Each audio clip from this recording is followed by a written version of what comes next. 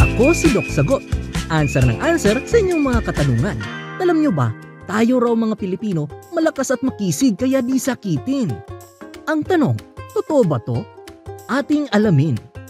Here are the common symptoms na ating binabaliwala. Lagnat, wala to. Baka love nut. Sakit ng ulo, wala to. Itutulog ko na lang. Sakit ng tiyan, wala to. Napasarap lang ng kain. Hindi lang pamacho tayo. Parte na rin kasi ng kultura natin ang parating tumulong sa pamilya. Kadalasan, pag may sakit, feeling natin pabigat tayo sa kanila at di makakatulong. Kaya nga naman, nakasanayan nang sabihin, wala to. Ngayon, sagutin natin kung totoong wala lang nga. And the answer is, hindi wala yan. Baka may something na kailangan bantayan at agapan na.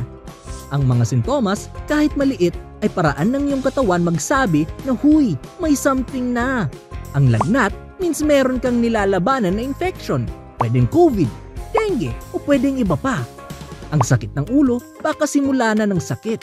Ang sakit ng tiyan, lalo na pag apektado ang pagdumi, kailangan masilip ang sanhi. Ang mabuti pa, konsul tayo sa eksperto, ang primary care provider mo sa Barangay Health Center. Libre to, masusi pa ang pagtingin namin sa iyo. Ito si Doc Sagot. Answer ng answer sa inyong mga katanungan.